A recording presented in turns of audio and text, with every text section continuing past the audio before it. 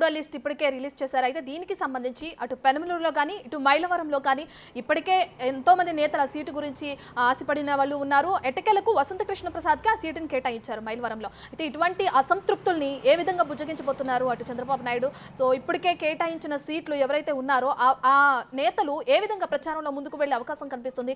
వాళ్ళకి ఎటువంటి దిశానిర్దేశం చేశారు?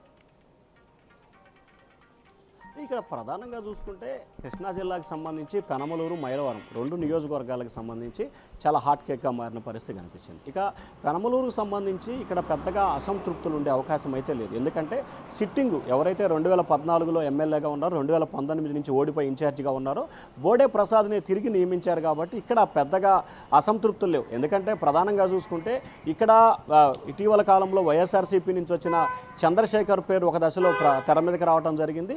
అలాగే బేగు టీడీపీ నేత విజయవాడ వెస్ట్కు సంబంధించిన నేత కూడా పెరకొచ్చింది. ఆ తర్వాత దేవినేని ఉమా, ఆ తర్వాత గుంటూరు జిల్లాకు సంబంధించి ఆలపాటి రాజా, ఇట్లా అనేకమైన పేర్లు అక్కడ ప్రచారంలోకి అయితే వచ్చినాయి. కానీ ఇటీవల జరిగిన పరిణామాలు సర్వేల ఆధారంగానే బోడే ప్రసాద్కినే తిరిగి అధిష్టానం ఎంపిక చేసింది.